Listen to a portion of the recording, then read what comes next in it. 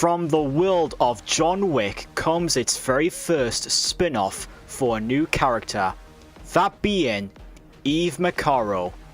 To help keep this outstanding franchise very much alive in the spotlight, Lionsgate continue to open paths for more characters to make their appearances with their very own origin stories, so that they can eventually make strong appearances in the future of the John Wick film series.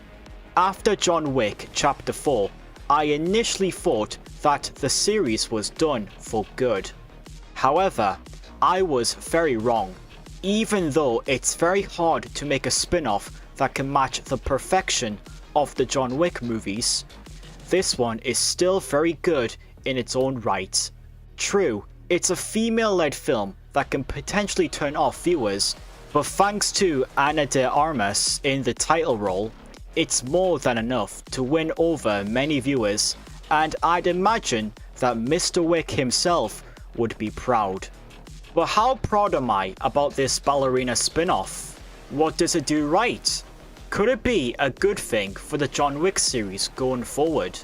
And what does it get wrong along the way? In today's movie review, I will be talking about the John Wick spin-off, Ballerina. We will discuss on what it manages to achieve and its few flaws to perfection. It's now time for us to bring Ballerina onto the stage in a bloody good dance show and see how well it compares to its entire series. Lights, camera, and action. First off, we will be talking about this movie's most prized possession in its filmmaking, the infamous choreographed production values.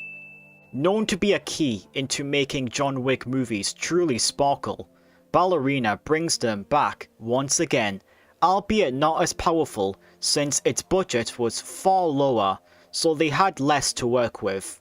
But when it gets crazy, since the gun fu fights are also here, and also, Eve uses a freaking flamethrower during the final act, something that I did not expect to happen.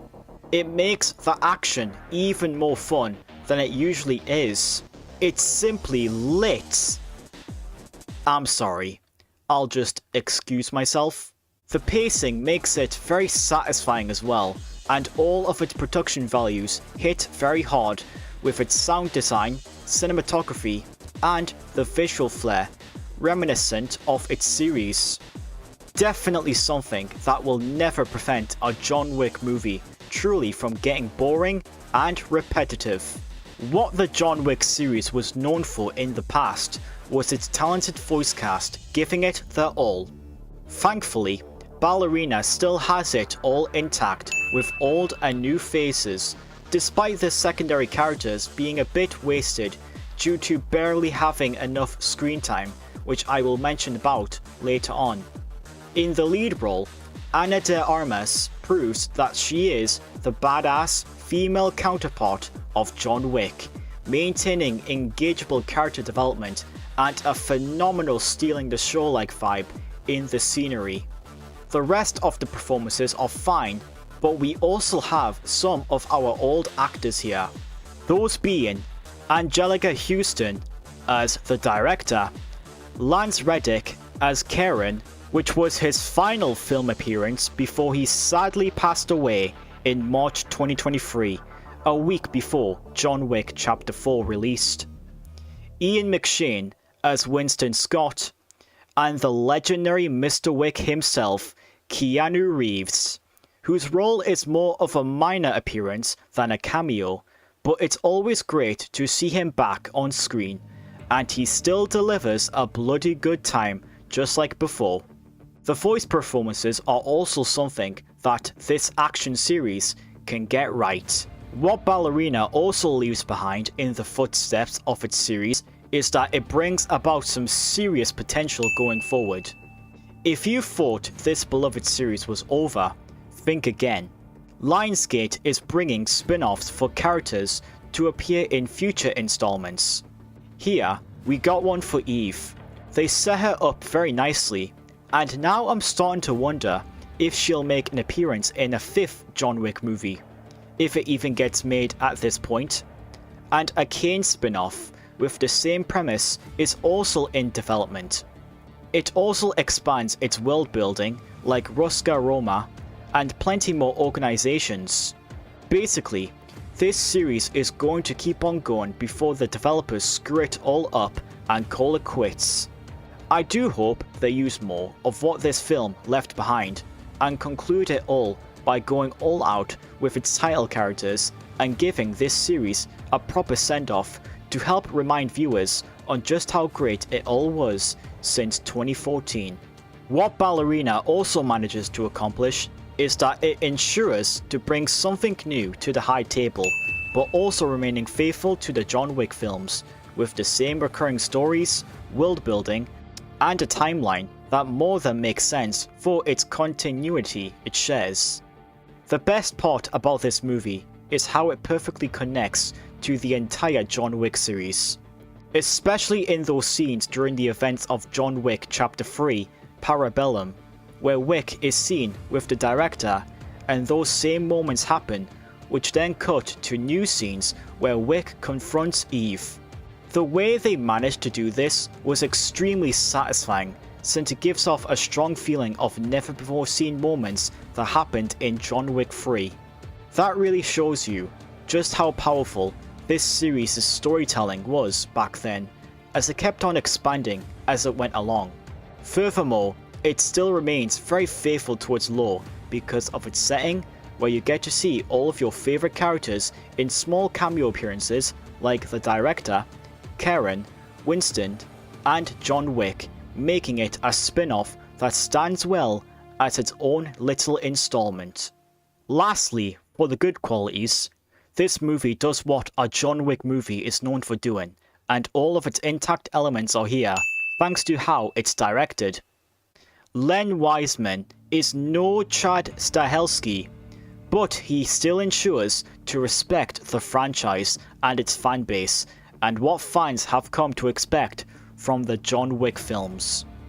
It does something new for its audience, as it's been a very male-skewing franchise, so it instead manages to give its female audience a little something for themselves, while still being action-packed and engageable for its male audience. It also still has some very epic music, thanks to Tyler Bates returning to compose the score. The emotional depth is very strong, as it helps give Eve some good development, making you both feel bad for her and resonate with her. And like I mentioned previously, the choreographed gun-fu fights are still very fun, even if they aren't as hard-hitting as the previous films. I have two negatives that make this spin-off not quite up to standards with the John Wick series. The first one being that the story is really thinly written, as there's not really a strong premise here at all. It's a typical revenge story cliché. The connections it has to the John Wick saga is great, and while it does expand the series in more ways than one, it doesn't explore enough of its lore, making it feel like a generic origin story that introduces a brand new character just so that it could keep the series alive for who knows how much longer. The narrative is also ruined with its same old grounded tone, making the film feel rushed, and there are no real motivations from, say, the villains at all. The emotional beats are fine also, but they got in the way a lot, since it doesn't help the fact that the secondary characters aren't written well in the first place. Speaking of secondary characters, my second and final negative I have with this film is that its secondary characters are extremely forgettable and are only there just to move the plot along. Besides Eve Macarro herself, none of the other characters really have any arcs at all. I mean, this is Eve's story after all, so it should come off as a surprise as to why the film mostly focuses on her and leaves the secondary characters in the dust. But still, every other genre character also appear in very small appearances. But let's be honest, I know you all came here just to see Mr. Wick himself. At the very least, he still absolutely steals the show and even helps Eve out in a good shape of manner. Outside of the big elephant in the room, I totally forgot about every other character. Decent voice performances overall, but only very limited screen time is required to not make the talents feel wasted. Ballerina was way better than I would have expected, I'm not gonna lie. That's, by the way, coming from someone who doesn't mind female-led films unless it's atrociously made.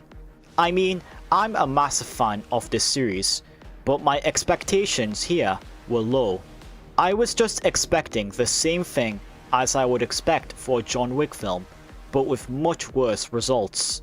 But what carries this spin-off is its performances, action, alongside its still sparkling choreography, the production values, the music, the emotional depth, faithfulness to its story lore, its massive potential that it left behind, and its solid direction. But what holds it back from being top notch is its predictable premise, failing to expand its story lore as much as I wanted, poor secondary character development, and the tone struggles a bunch. Despite this, I really liked this movie. If anything, this just raises my stakes even higher for the future potential of John Wick Chapter 5. Assuming of course it even gets made at all. And also the Kane spin-off film, which will be like this one, only this time focusing on the said title character instead, which is also depicting in the post-credit scene of John Wick Chapter 4, which leaves the door open for even more world building than we would thought at first was a very interesting concept. Ballerina is a sleek John Wick spin-off that adds plenty more bang for your buck. Though its emotional depth may splatter hard from the gunshots of its flawless franchise, Ballerina dances gracefully onto the Wick vs Bloody Good Show and Tell class with a muscular female-led performance from Ana de Armas. My final score for this John Wick spin-off is an 8 out of 10 and a grade B+.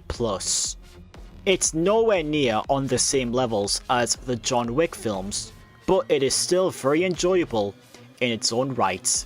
I really like how smart this action series is being with its direction and storytelling.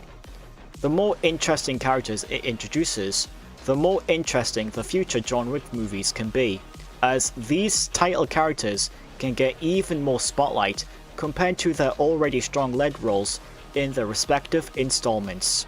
But with that being said, leave a like on this video if you guys did enjoy my review on Ballerina, and also remember to subscribe if you are new, and hit that bell icon to see more content on my channel. Thank you guys so much for watching, and I'll catch you all later. Take care of yourselves,